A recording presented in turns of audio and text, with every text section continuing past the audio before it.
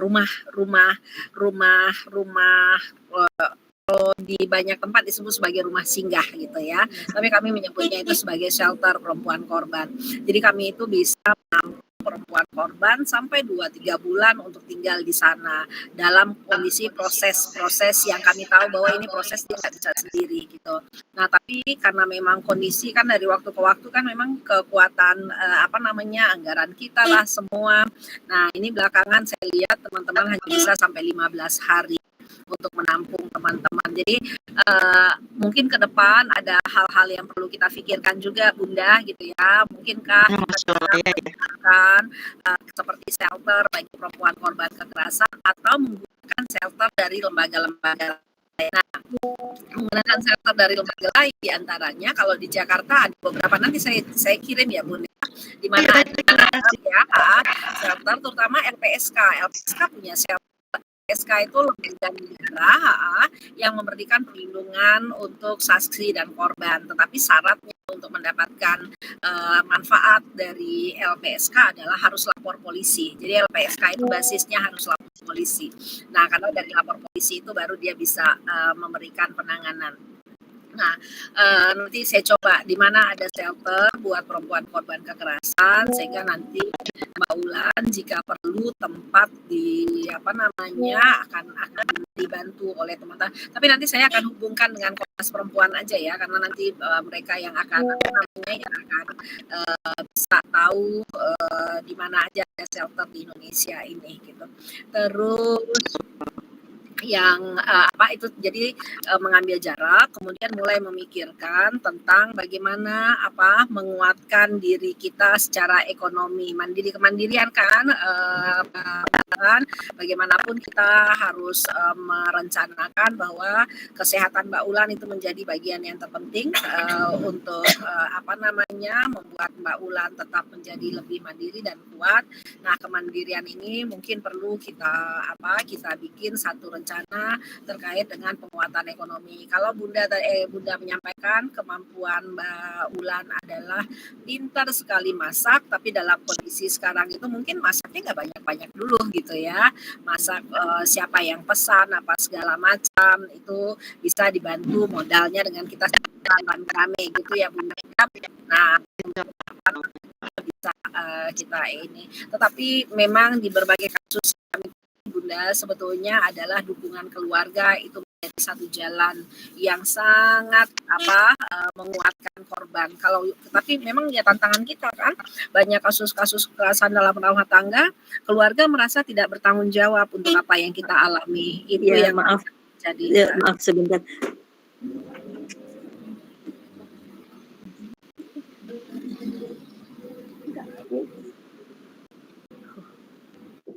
Jadi pernah Bunda saya tuh ke keluarga, ke tante saya dari pihak bapak, dari pihak ibu gitu. Saya udah beberapa hari ke sana gitu, tapi setelahnya malah di sidang ada pertemuan keluarga. Jadi malah di situ satu hari menceritakan suami saya. Di situ saya malah diserang, 10 orang menyerang saya. Saya dibilang keras kepala, udah tua mau cerai, mau gini gitu loh. Jadi saya malah dikucilkan gitu. Jadi saya keluarga udah nggak ada yang support saya gitu loh. Makanya saya kemarin juga cerita sama dia. Saya mau lari aja deh ke mertua, di sana mertua udah nggak ada, saya mau jualan, ternyata di sana saya gitu. Jadi saya kembali lagi pulang, saya berobat aja deh sekarang. Nah ini saya sekarang lagi ada pesanan ya, saya buat hati saya senang ya karena ketutup dengan ada pesanan, ada ini saya ini bisa ikut makan gitu loh, iya gitu. Iya, udah sekarang ya. Udah langsung buat makan, nggak bisa disimpan udah habis. Oke, ya artinya untuk setahap demi setahap ya Mbak Ulannya sekarang mungkin baru digunakan untuk ini, nanti sedikit-sedikit mulai nyimpannya. Nah kalau misalnya ini kan kondisinya agak berbeda ya, kalau yang saya ceritakan tadi itu sebetulnya dalam kondisi normal gitu, tapi kan sekarang Mbak Ulan dalam kondisi sakit ya Bunda ya gitu ya, dalam kondisi sakit. Tentu yang paling penting itu adalah bagaimana Mbak Wulan betul-betul sehat secara fisik. Artinya kan ini juga sakit yang Mbak Wulan alami itu kan artinya secara fisik kita kan sedang tidak baik-baik saja. Jadi memang pemeriksaan ke dokter. BPJS punya nggak? Saya pakai BPJS dari mulai askes suami kan pegawai negeri. Saya ada diabetes tipe 2 gitu, Bunda. Jadi harus yang kontrol rutin setiap bulan gitu. Oke. Jadi kalau memang ada BPJS itu tentu itu agak meringankan dan memang tadi itu Mbak Ulan mau periksa setiap bulan itu juga menjadi baik. Jangan sampai tidak periksa.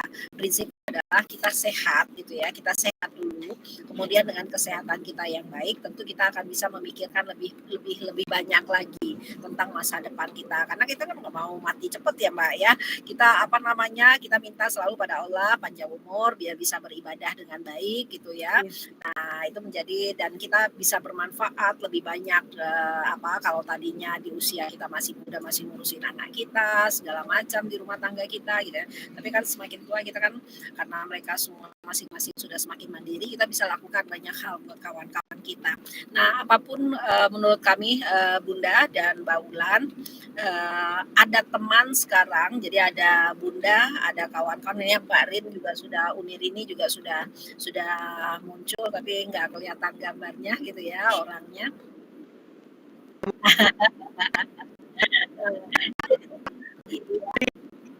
Itu juga ini jadi mudah-mudahan ya nanti kita kan tentu akan lebih banyak berkomunikasi sehingga nanti kita mudah-mudahan kita bisa semakin kuat. Itu yang paling penting itu Mbak Ulan, sehat, semakin kuat karena ada kawan yang bisa tempat kita cerita, terus kemudian kita siap-siap juga menguatkan secara ekonomi sehingga kita berani untuk untuk mengambil jarak. Kalau sekarang kan tidak mengambil jarak itu dengan kondisi-kondisi yang tadi Mbak Ulan sampaikan. Jadi mudah-mudahan dengan ada kawan ini semakin kuat, sehat ya. Terima kasih Uni.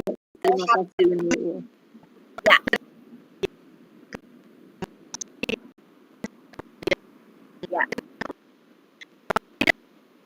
Iya, ini Unir ini aku kangen lah dia, udah lama banget ketemu. Berapa ya, mungkin sudah 5 tahun ya terakhir itu ketemu di Jakarta. Iya. Ya udah aku lagi di kondangan ini. Dengerin aja dari tadi, dari siapa tadi, dari Bunda Wulan ya tadi kasusnya itu. Ya aku dengerin dari tadi kurang lebihnya sama seperti Bunda Dian yang Bunda Dian alami, cuma kan bedanya kalau saya ini kan kasusnya bukan kasus selingkuh gitu ya, misalnya suami selingkuh gitu, ya bukan. Jadi kasusnya ini emang murni saya tuh tidak mendapatkan imam yang baik gitu dalam rumah tangga saya, hingga dampaknya itu jadi ke anak-anak saya. Anak-anak saya ini jadi seolah-olah jadi kayak ini loh, kayak mereka tuh kan udah dewasa gitu ya, tapi tetap diperlakukan seperti anak kecil sama ayahnya gitu. Sampai yang masalah apapun nggak pernah mau didengar gitu sama ayahnya. Sampai berujung ke KDRT tadi itu yang kemudian iniin kan. Dan saya mengalami KDRT ini sejak anak saya punya anak 2 sampai 3. Dan mereka itu nggak, emang saya jadi merasa gimana ya, saya juga punya usaha ya yang kemudian saya kemarin aku juga kan dapat orderan PMP banyak juga, tapi beneran Bun kayak gitu, jadi uangnya kemana gitu ya, dengan seperti dia. Jadi saya enaknya aja gitu kalau melihat saya tuh ada orderan atau apa, dia merasa kayak lu punya duit kayak gitu-gitu, jadi nggak perlu lah gue ngasih lu gitu kan. Jadi dia tuh membiarkan saya sampai saya tuh nggak punya tabungan juga, mau lepas dari dia aku juga bingung gitu Bun, ya kan. Sementara yang rumah yang saya tinggal ini kan rumah dia gitu ya, kalau seandainya saya menggugat dia pasti keluar dari situ gitu kan. Cuma yang saya bingung saya mau kemana gitu kan, ya kan. Kalau saya keluar dari situ saya mau kemana, ibu saya nggak pernah mendukung, saudara-saudara saya juga nggak pernah mendukung gitu kan. Jadi bingung gitu seperti Bunda Ulan tadi gitu. Jadi saya tunggu ini aja, tunggu apa ya namanya ya, kayak kelanjutannya ini harus gimana gitu saya bersikap. Ya kan, terutama anak-anak saya nih jadi mengalami apa sih kayaknya psikologisnya ya, jadinya Ya, terganggu gitu kan. Kayak gitu.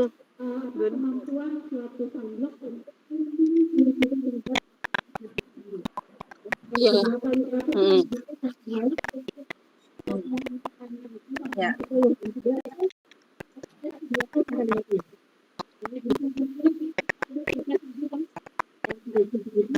Iya. ya,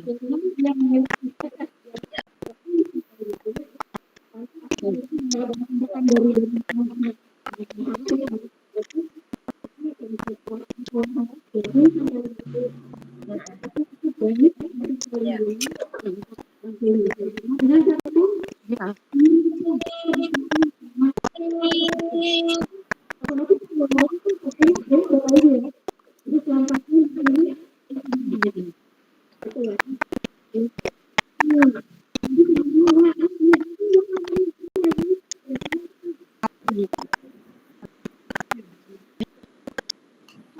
Iya.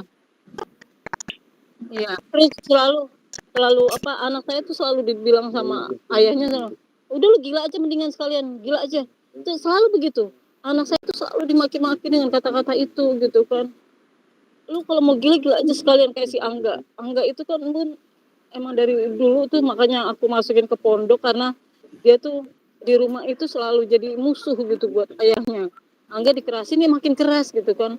Sampai ayahnya ditantangin sama dia, sampai aku ya Allah pengen teriak gitu kan. Sampai aku bilang, "Udah ambil aja pisau salah satu gitu kan. Kalau mau kulit kulit aja di luar sekalian." Kayak gitu aku tuh malu Bun, beneran malu malu di lingkungan gitu kan, tetangga. Ya harus gimana?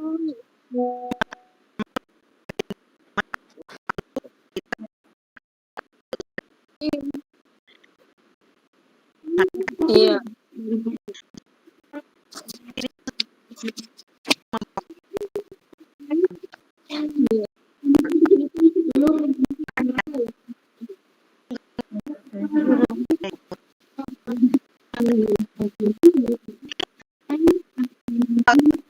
Iya, waktu itu.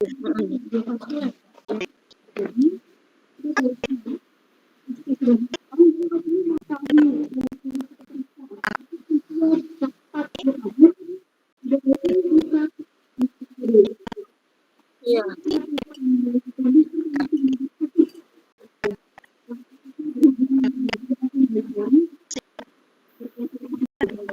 ya,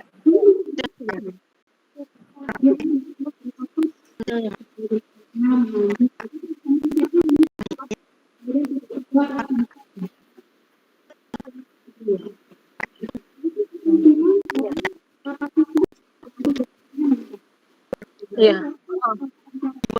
Mana jadi nggak punya temen, dia cenderung apa minder gitu kan.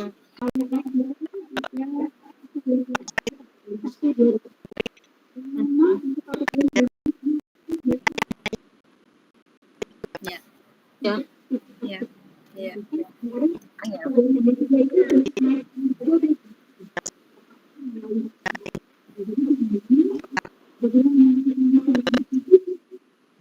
ya.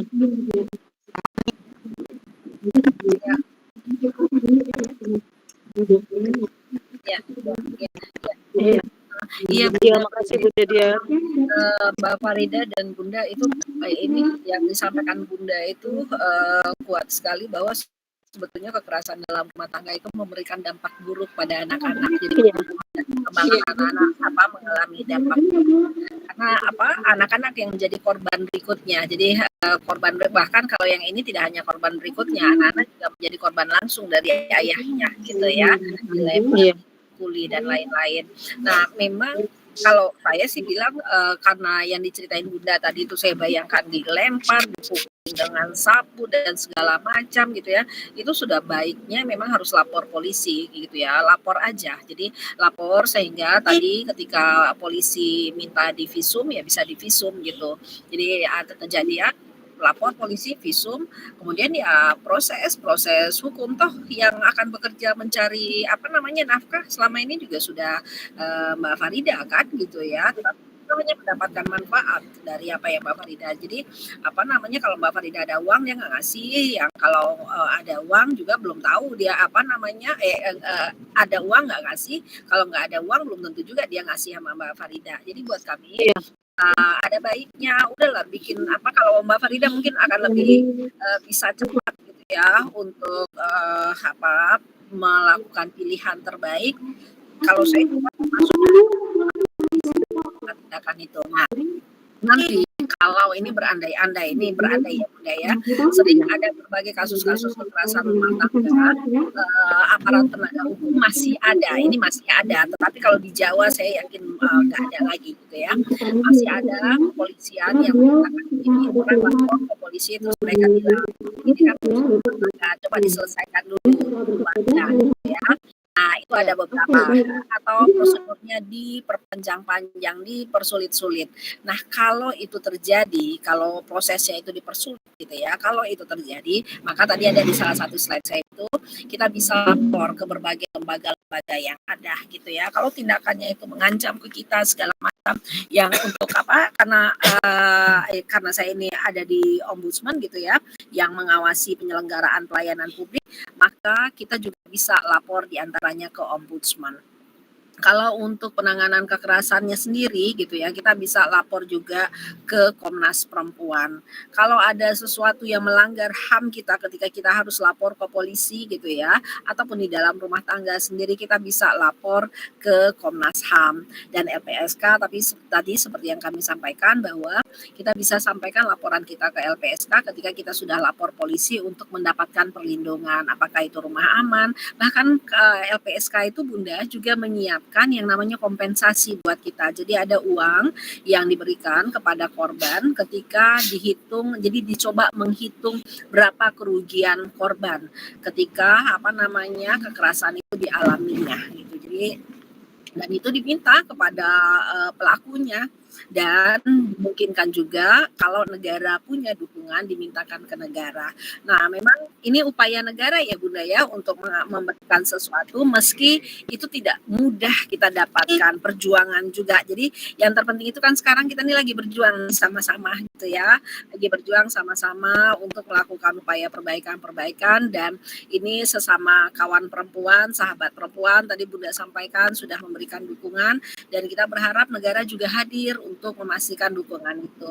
Nah, kalau misalnya ke ombudsman, maka ombudsman nanti akan melakukan pemeriksaan juga atas layanan publik yang kebetulan kita akses. Misalnya kita akses itu adalah kepolisian. Polisi bikin kita menjadi sulit, rumit sekali lapor ke polisi, tidak jelas gitu ya. Itu kami ombudsman karena menjadi pengawas eksternal di penyelenggaraan layanan kepolisian, maka bisa lapor ke ombudsman juga. Ombudsman itu ada di seluruh provinsi, kecuali 3 provinsi baru di Papua itu belum ada kantornya, dan kita bisa akses lah, ada banyak kasus-kasus kekerasan dalam rumah tangga ketika penyelenggara layanan publik tidak memberikan dukungan. Bahkan gini Bunda, gubernur pernah dilaporkan karena tidak memediasi kasus kekerasan dalam rumah tangga oleh pegawai negeri yang melakukan selingkuh, sehingga istrinya tidak diberikan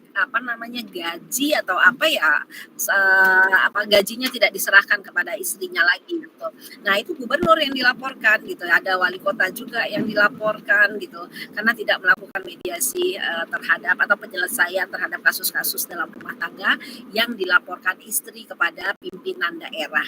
Karena ini juga jadi tanggung jawab pimpinan daerah untuk menyelesaikan persoalan ini, karena ini sudah urusan kita. Jadi Bunda juga mungkin nanti kalau Bunda sekarang di Jakarta ya, di DKI ya, mungkin nanti bisa juga ngobrol dengan Dinas Pemberdayaan Perempuan di sana gitu ya, untuk memastikan komunitas ini menjadi rujukan dari pemerintah daerah. Dan Bunda ya mudah-mudahan saya yakin kalau misalnya kita mulai dengan itu tadi kan Bunda bilang bahwa kami nggak mau dukungan pemerintah. Ya, saya setuju itu, dukungan anggaran dari pemerintah kadang-kadang masih membuat kita sakit hati gitu ya. Sebelum dia kasih kita disuruh ini dulu, dan itu juga bisa lapor loh Bunda ke ombudsman gitu ya kalau dilakukan seperti seperti itu gitu ya. Nah, jadi kepercayaan kita kepada mereka memang sudah sangat menipis gitu ya. Birokrasi ini memang bermasalah untuk berbagai persoalan-persoalan yang dialami oleh warga negara, tapi masih ada titik baik, masih titik nih belum notah gitu ya, notah kecil lah yang masih kita bisa bicara bahwa ya negara sedang memastikan mereka hadir untuk memberi dukungan kepada warga negaranya termasuk perempuan korban kekerasan dengan menghadirkan Kementerian Pemberdayaan Perempuan, menghadirkan unit-unit tertentu gitu ya, dengan tantangan-tantangan yang masih akan kita rasakan. Tetapi kemudian kita masih bisa melakukan pengaduan terhadap lembaga-lembaga lain kalau mereka tidak menjalankan tugas mereka sesuai dengan aturan perundang-undangan. Di antaranya yang tadi kami sampaikan Pak Ombudsman. Bahan itu tadi cukup lengkap untuk bisa bagaimana cara mengadu Ombudsman dan segala macam ada gitu ya Bun ya. Tetapi yang lagi-lagi kembali ke Mbak Farida, ayo segerakan untuk lapor ke aparat penegak hukum dimanapun gitu ya, dengan berbagai tantangan. Mudah-mudahan mereka bisa bekerja cepat karena ada di Jakarta, karena Jakarta sudah menjadi satu tempat yang percontohan untuk penanganan perempuan korban kekerasan, terutama kekerasan dalam rumah tangga, sehingga ya saya sih berkeyakinan ya Bun gitu ya, kawan-kawan yang datang akan mendapatkan penanganan yang lebih baik, bahkan penanganannya itu sampai ke pemulihan ketika mereka langsung berkomunikasi dengan Dinas Pemberdayaan Perempuan untuk memberikan dukungan pada perempuan yang menjadi korban. Itu kira-kira. Ya. Ya. Ya. Ya.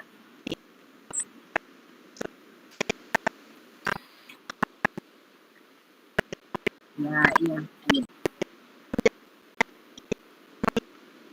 Ya.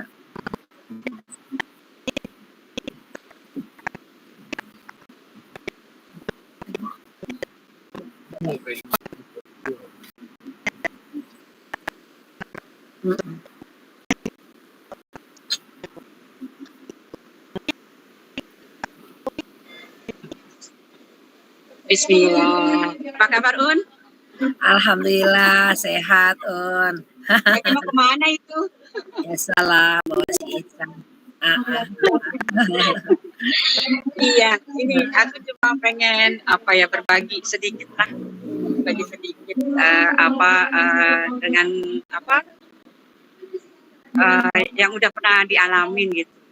Jadi semuanya yang cerita tadi itu sebenarnya jadi bagian cerita aku juga gitu. Cuman aku tuh gini, jadi sekarang itu berpikirnya sebelum kita bertindak kemana-mana, kita berserah aja dulu sama Allah. Kita berserah begini, terus kita mendekat ke Allah, kita tanya sama Allah, benar nggak kita masih baik di situ, atau sudah harus pergi dari situ. Kalau memang sudah harus pergi dari situ, kita minta jalan, minta kemudahan gitu. Jangan kita kan biasanya ketakutan duluan ya, nanti anak-anak gimana, nanti nggak punya rumah, nanti kita nggak punya pekerjaan. Tapi kalau kita sudah berserah sama Allah, bilang saya ridho apapun yang Allah kasih, itu kayaknya jalannya ada gitu. Jadi jalannya ada gitu, walaupun nantinya sebenarnya begini, kalaupun kita ada di posisi itu terus-menerus, itu juga ada baik buruknya. Kalaupun kita harus tidak ada di sisi itu, di posisi itu, ada baik buruknya juga gitu loh. Nah kita kan nggak tahu, yang tahu itu kan Allah. Jadi kita berserah aja, benar-benar berserah, ya Allah, kalau memang saya udah nggak baik di sini, beri jalan, beri kemudahan. Kalau misalnya saya masih baik di sini, beri saya juga ke lapangan gitu loh. Mudah saya bisa menerimanya. Karena memang segala sesuatunya tuh kita nggak tahu rencana Allah. Sekarang sampai aku di titik sini, di titik ini nih, dengan keadaan sekarang nih, bisa sampai ikut nyalek lah istilahnya ya. Keren banget, aku bangga sekali. Yang sebenarnya aku juga sebenarnya nggak punya kerjaan kan gitu. Terus anakku 5 yang sampai sekarang hari ini bisa tertawa, bisa makan enak juga. Itu kalau dipikirin mah, aduh nggak tahu deh dari mana itu gitu. Tapi ya kan kita udah itu urusan Allah yang tahu gitu. Besok kita mau kemana, besok mau apa. Toh kalau kita pikir-pikirin juga ya, kalaupun kita akan diberi sesuatu itu sebenarnya Allah sudah memberi kita kemampuan sebelumnya gitu, memberi pelajaran sebelumnya. Misalnya kayak sekarang ini aku baru mengerti gitu. Oh, pantes dulu kenapa aku jadi bisa nyetir gitu. Oh, kenapa dulu aku jadi harus kuliah di sini, harus kerja di sini begitu. Itu sebenarnya tanpa kita sadari itu sebenarnya Allah memampukan kita untuk keadaan yang akan datang. Itu yang aku rasain. Iya, sudah dipersiapkan, tapi kadang kita kita nggak nyadar, terus kita nggak mau, kita masih sibuk dengan ininya kita sendiri gitu loh, ketakutan kita sendiri, kekhawatiran kita sendiri gitu. Sebenarnya kita kan nggak tahu 5 menit akan kedatang tuh ada apa, kita kan nggak tahu. Jadi kita yang khawatir itu kita serahin ke Allah. Ya Allah, saya khawatir nih anak saya begini-begini, saya khawatir besok nggak makan, terserah ini deh saya serahin sama Allah. Itu seperti itu aja sih saya ingin berbaginya. karena apapun yang itu dia yang dicerita itu tuh memang aku rasain semua gitu loh. Terus mendekat sama Allah, beneran mendekat sama Allah. Karena kita memang nggak tahu Allah ini punya rencana apa sama kita, pengen kita maunya jadi apa, nggak tahu gitu lah. itu aja deh. Iya. Ya Un ya. Iya. Aku dulu sama Uni Efri tuh sampai apa tuh Un? Coba deh bilang seperti apa ketakutan aku dulu, seperti apa. Mukanya kucel ya Un ya. Sekarang mah Sekarang udah semakin sehat. Iya, saya tuh betul-betul luar biasa ya Unir ini, Bunda, kalau dengar ya saya bayangin boleh cerita ya dikit ya. Unir ini kan menikah dengan polisi yang berpangkat tinggi sebetulnya. Ya kan? Nah, tetapi polisi yang sebetulnya harus melindungi, mengayomi, di rumahnya nggak lakukan itu. Ya, jadi kami itu kaget ketika ini cerita waktu itu, dan waktu itu SMA ya ya, masih SMA, ada yang masih SD gitu ya, kecil-kecil lah, mungkin seperti yang dialami ibu gitu ya. Setelah itu saya nggak, keputusan ini pasti yang tadi Unir ini sampaikan, karena selalu meminta Allah sehingga ada kekuatan untuk membuat satu keputusan bahwa saya harus kembali ke Jakarta, nggak tinggal di Padang. Kalau di Padang lagi saya akan mengalami A, B, C, dan D gitu ya. Mesti dekat anak-anak dan ayahnya. Tetapi kalau saya di Jakarta semua jauh, saya bisa tata lagi. Ternyata ya itu setahun setelah itu saya dengar cerita ada anak-anak yang sudah kuliah di mana gitu ya, ada anak-anak yang sudah mencapai prestasi apa, ada anak-anak yang sudah mulai membuat film gitu, terlibat dalam film gitu. Jadi banyak hal-hal yang membuat saya itu menjadi Unir ini jadi panutan gitu loh Bunda gitu. Pengalaman beliau yang luar biasa itu ya, artinya dalam kan hampir banyak perempuan korban kekerasan itu hidup dalam kondisi senang di awalnya, dan kemudian tadi persis Nirini sampaikan lupa bahwa ada pekerjaan-pekerjaan yang dulu kita punya kita lepas gitu ya, dan kita hanya berharap pada apa yang diberikan oleh pasangan gitu. Nah, itu yang menjadi banyak terjadi pada perempuan-perempuan korban kekerasan, dan ketika itu mereka akan mengalami kesulitan. Ini kemana lagi kerja, mau apa lagi? Sementara tadi Nirini sampaikan Allah itu nggak diam kok, Allah itu nggak tutup mata kok gitu ya, selalu memberikan sesuatu yang terbaik ketika kita berjuang dan memutuskan sesuatu melalui tentu permintaan kita pada yang kuasa bahwa pasti yang terbaik lah yang diberikan dengan berbagai tantangan juga. Pasti ada cerita yang kurang manis juga ya Uni ya ketika sudah sampai di Jakarta gitu ya. Nggak mudah juga kan tinggal di Padang cukup lama, kemudian tinggal di Jakarta dengan berbagai kondisi yang harus dialami. Nah, pasti akan banyak, tetap akan ada tantangannya gitu ya. Jadi untuk apa bunda-bunda yang ada di ruang GMAT ini pasti akan ada tetap tantangan. Dalam kondisi baik aja kita punya tantangan, apalagi dalam kondisi kita yang tidak baik-baik gitu ya. Artinya secara psikologis kita sedang diganggu, digoda oleh berbagai hal yang membuat kita kadang-kadang apa namanya kalau kawan-kawan korban bilang up and down-nya kita itu selalu akan terjadi gitu. Nah, bagaimana kita saling menguatkan kemudian dengan komunitas yang ada, dengan bunda yang hadir, dengan telinga dan hati yang luar biasa buat kita sama-sama ini. Oh ya,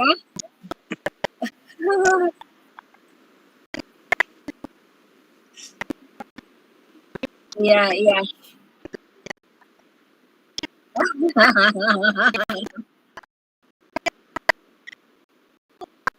Luar biasa. Oh, saya Semua, perlu juga semua nih itu karena di rumah muda ini ngobrol panjang. Nanti kapan-kapan saya ke Jakarta kalau ada apa perjalanan. Ya. Nah, semua karena Allah. Semua karena Allah.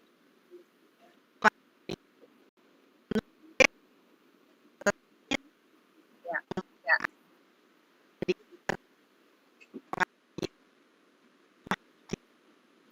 ya,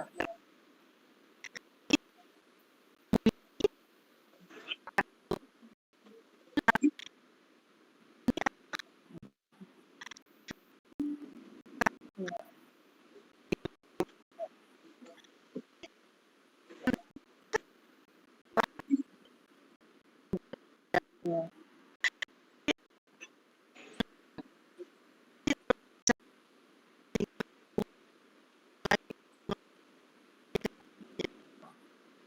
ya, ya.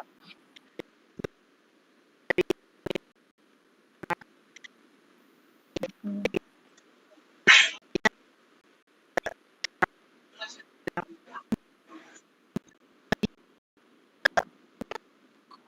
Uh,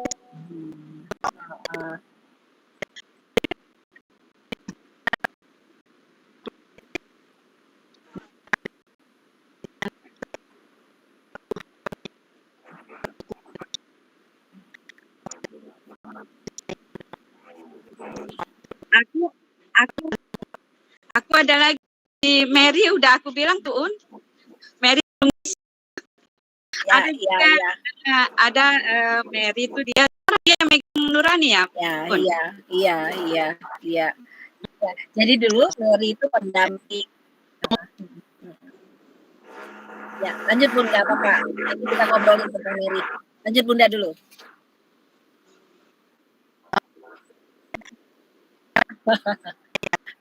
Oh iya, oke.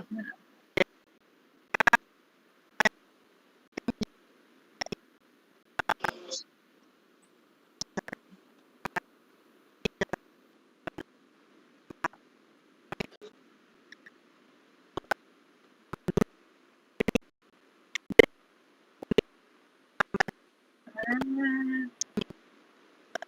ya, iya, iya.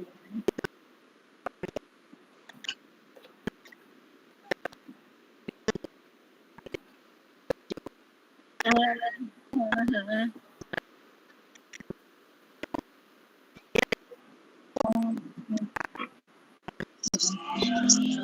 ya, ya, ya. Ya, Assalamualaikum. Waalaikumsalam.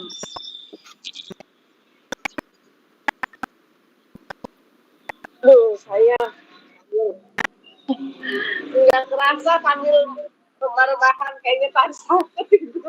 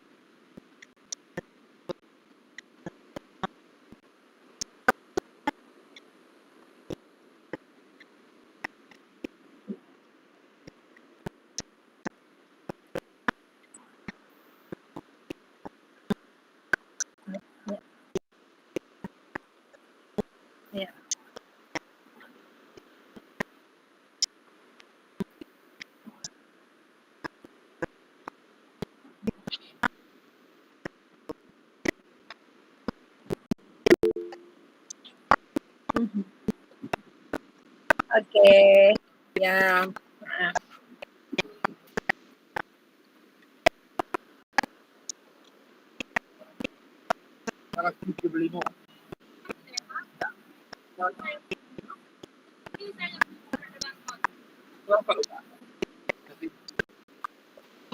Iya, iya gaji apa ya? Kayaknya tadi udah semua dari cerita Ibu Yuli. Ya, biasa ya beliau ini ya. Salut saya sama teman-teman yang sabarnya, yang sabarnya benar-benar terbanyak banget. Kalau saya kayaknya sabarnya masih sedikit banget. Salut saya kalau teman seperti itu. Kalau saya kayak kalau di posisi teman-teman itu nggak apa ya, nggak sanggup karena saya tipe jiwa orang yang enak aja lu gitu ke gua juga gitu gue juga mau bisa ngelawan gitu kan. Saya tipe orang apa ya, saya tipe orang yang semakin dia menindas saya atau berkasar sama saya akan melawan, tapi bukan cara melawan arogan, tapi dengan cara semakin saya akan tunjukkan kinerja saya. Mungkin itu salah satunya. Dan kalau memang saya ya mungkin akan melawan juga sama seperti yang saya lakukan ya. Kalau dulu saya mungkin diam aja, tapi sekarang saya lihat saya lawan.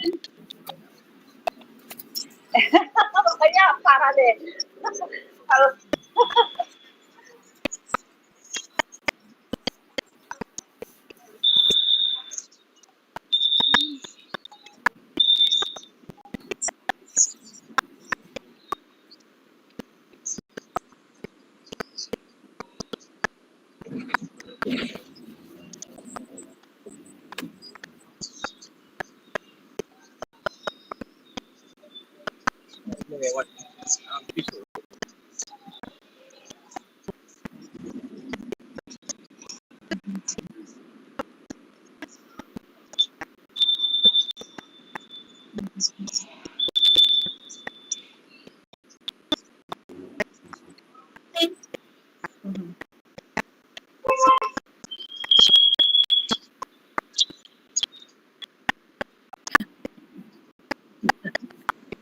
tapi dengan kita seperti itu malah kita takut, dalam arti kita ngelawan dia malah ngelawan ya, jadi malah semakin ini enggak, soalnya kalau dia benar-benar ngelawan mungkin kita kalah sebagai perempuan, bener nggak mungkin ini, tapi dia malah malah ngejaga juga berhenti gitu kan. Nah, kalau saya diam aja dia malah makin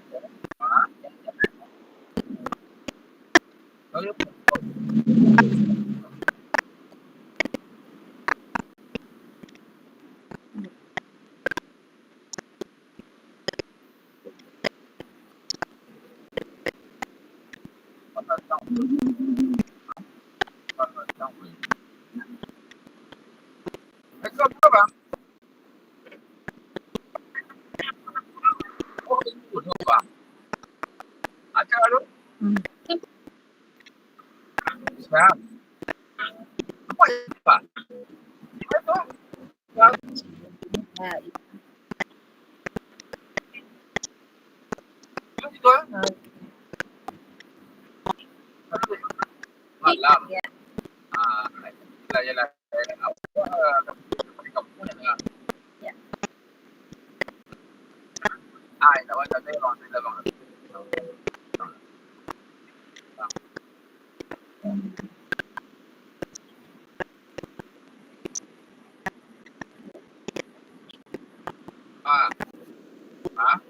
Apa aja?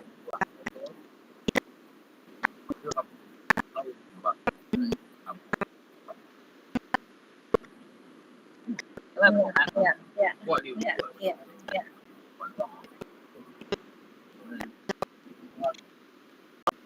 Tidak ada juga. Iya, ini kan kekuatan buat kita ya, Bunda gitu ya, bahwa apa namanya bergerak sendiri, kita seperti di kamu sendiri itu kan kita mudah patah ya, tapi kalau kita rame-rame bersama kita semakin tangguh gitu ya. Jadi kan Bunda sedang menggalang ketangguhan perempuan untuk bisa semakin kuat menghadapi berbagai fakta yang akan dialaminya gitu ya, sehingga kawan-kawan perempuan yang ada yang mengalami berbagai kasus-kasus kekerasan dalam rumah tangga ini menjadi bisa pulih dan merencanakan masa depannya melalui tentu apa namanya kekuatan batin dengan selalu berserah pada Allah Subhanahu wa taala, tetapi juga kita membuka mata kita bahwa ada fakta-fakta yang juga kita perlu pelajari bersama-sama untuk kita semakin kuat dengan tadi itu, dengan saling memberikan dukungan dan tidak ada kata menyalahkan untuk perempuan korban. Yang tadi sakit itu buat teman-teman kita ini kan tadi ketika dia disalahkan oleh banyak pihak atas kasus yang dialaminya. Dia korban tetapi dia disalahkan. Itu yang kita tidak akan lakukan. Dan mudah-mudahan lagi-lagi Allah ridho dengan apa yang Bunda kawan-kawan lakukan, dengan kita semua lakukan, sehingga kekuatan-kekuatan kita ini dapat melakukan sedikit mungkin perbaikan tetapi memberikan makna untuk kehidupan perempuan di masa yang akan datang. Kira-kira itu Bunda, saya terima kasih banyak atas kesempatan yang diberikan oleh Bunda dan teman-teman ada di tengah-tengah diskusi atau obrolan kita ini.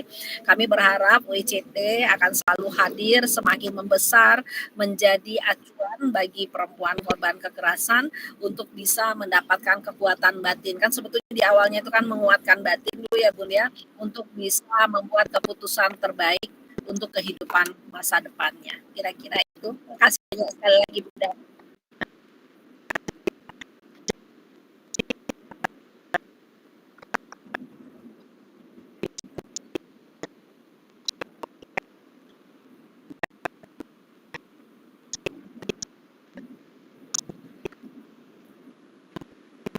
Alhamdulillah.